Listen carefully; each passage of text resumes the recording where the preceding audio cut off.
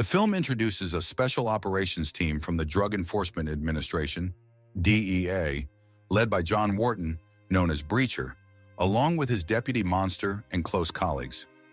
Breacher begins by leading the team to raid a hideout of a Mexican cartel, unaware of the surprises awaiting them. Among the surprises is the presence of an undercover DEA agent within their ranks whom they are unaware of. She is Lizzie, Monster's wife, who poses as a companion to deceive cartel members and lower their guard. As the team breaches the hideout using an armored truck, Lizzie begins attacking the traffickers with a weapon and reunites with her colleagues. Inside, the agents encounter a man armed with a heavy machine gun, greeting them from behind a wall. At this point, Tripod, the explosives expert, drills a small hole in the wall, allowing Pyro to shoot the armed man. Eventually, the agents reach a hidden room where the traffickers store a huge sum of cash. The team's joy comes not only from completing the mission, but also because they intend to take a portion of the loot, $10 million. While Breacher reassures his boss Floyd that they face some obstacles, his colleagues hide the cash in the sewer. Shortly afterward, the team discovers that the money has been stolen from them, the rope has been cut, and there's not a single bill left. The only clue they have is a single bullet, as if it were a mocking message. After the money disappears, Breacher and his teammates, Sugar, Pyro, Neck, Monster, and Grinder, are interrogated by DEA officers. They all claim that the operation was just a raid gone wrong, citing Smoke's death as evidence. Months later, Breacher appears to be free but is under constant surveillance by agents tailing him everywhere he goes. Breacher continues to work at the DEA, but this time in an office position. Everyone asks him about the missing money, but he remains silent. One day, Floyd informs him that the investigation into his team is over, which means that he and his colleagues can return to work. Breacher goes to deliver the news to his old comrades who have been under house arrest for 6 months. Most of them have succumbed to addiction and become physically unfit. During a training simulation, Breacher notices that the team has lost its former prowess. They seem slow and uncoordinated. When he asks Monster about the reason, Monster reminds him that they've long been seen as the rogue team, while their leader played the role of an office worker. They are no longer the team they once were, just a simple gang.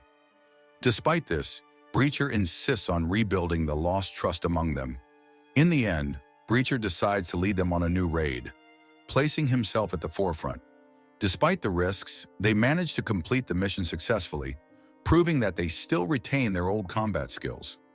After the raid, the team celebrates in a nightclub to honor the memory of Smoke, who sacrificed himself. But the celebration doesn't last long. Sugar climbs onto a table, claiming he can dance better than the dancers, which leads the bouncers to throw them out.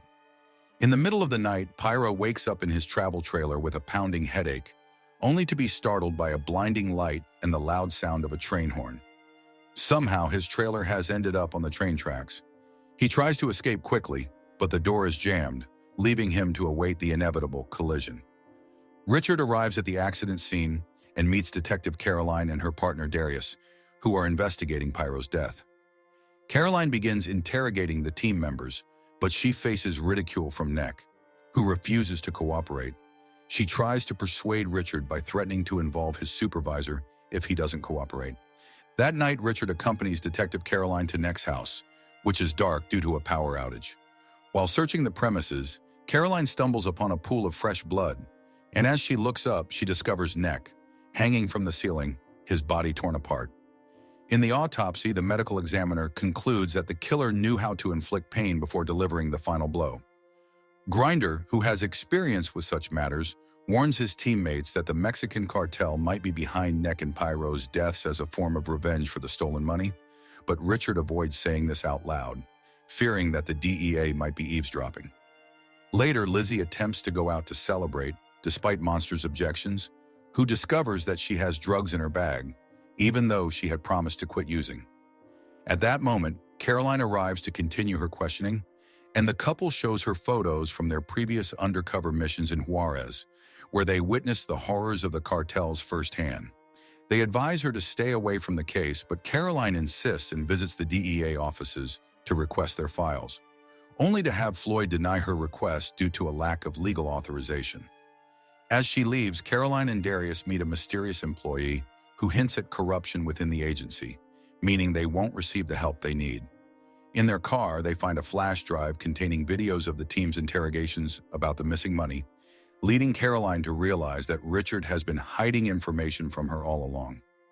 Caroline confronts Richard to discuss this information, but he interrupts her to warn her that Tripod, the team member most distanced from the group, is in danger. Tripod had resigned from the agency after the money scandal. When they arrive at his home, they find only his lifeless body. In her office, Caroline receives an unexpected visit from Monster, who questions her about how it feels to be part of their dark world. She brushes off his comments and asks him for information about Breacher to help them protect themselves. With no other option, Monster recounts a story about when they apprehended a cartel leader in Juarez. As they were handing him over to the authorities, a police officer killed him, bearing the information he held. Afterward, Breacher received the worst news. The cartel had kidnapped and tortured his wife and son to death. Consumed with rage, Richard traveled to Mexico for revenge, but couldn't find the real perpetrator, and his teammates convinced him to return before vengeance consumed him. At that moment, Richard interrupts, furious that Monster has revealed his deepest secret. Although Richard initially appeared angry, he soon shows up at Detective Caroline's house with a bottle as a peace offering. While examining the case evidence together, the atmosphere shifts, and they end up sharing a kiss. As a result, Darius manages to track the phone of the killer who murdered Tripod, leading them to a cartel hideout. Richard and his team use this intel to reach the location before anyone else and ambush Tripod's killers.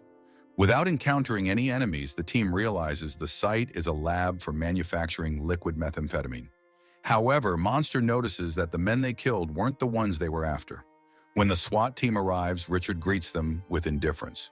Caroline, feeling disappointed, accuses Richard of using her for his own purposes, to which he responds that he was simply doing his job.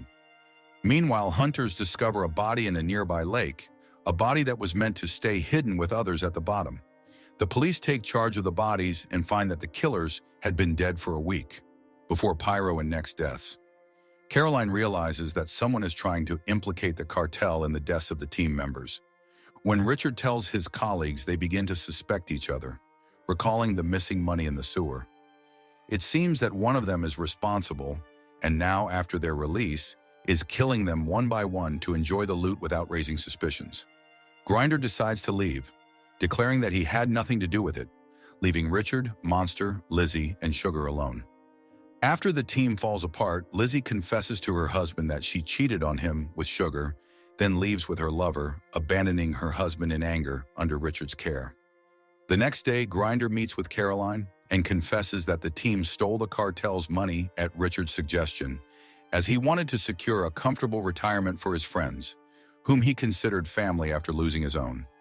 With Richard's consent, Caroline meets Grinder at a restaurant to discuss a mutually beneficial deal, but things take an unexpected turn. Grinder shoots his partner and leaves the building, abandoning a sniper rifle. Another officer confirms his identity to Richard and Caroline, and they rush to Lizzie's house. Although they don't find her there, they discover she is planning to flee the country, as well as a pool of blood under the refrigerator, where they find Monster's body. Upon seeing his last friend's corpse, Richard vows to take down Lizzie and Sugar. At that moment, he receives a call from Lizzie, who expresses regret, and he suggests they meet in a parking garage. Lizzie and Sugar, sensing a trap, kidnap a woman as a safeguard. In the garage, Richard approaches Lizzie and Sugar's car cautiously and finds the hostage. But Lizzie and Sugar hadn't expected Richard to bring Caroline as backup. A fierce chase ensues, with Caroline and Sugar taking turns driving, while Richard and Lizzie exchange gunfire. In her final moments, Lizzie confesses that she killed her teammates because they stole her money, but insists that neither she nor Sugar was responsible for what happened in the sewer. Hearing this, Richard admits he also stole the money, then ends Lizzie's life. When the police arrive, Richard asks Caroline to overlook what happened, then dramatically disappears from the scene. A few weeks later, Richard resurfaces in Mexico, using the stolen money to fulfill his original goal, avenging his family. He enlists the help of a corrupt officer to get information on his family's killer, known as El Brujo. Finally, he finds him in a bar, sparking a fierce firefight with El Brujo and his men. After the battle, a wounded Richard sits down to light his last cigar, smiling with satisfaction, knowing his family awaits him on the other side. If you want interesting movie recaps, like, share, and subscribe to follow us for more movie recaps.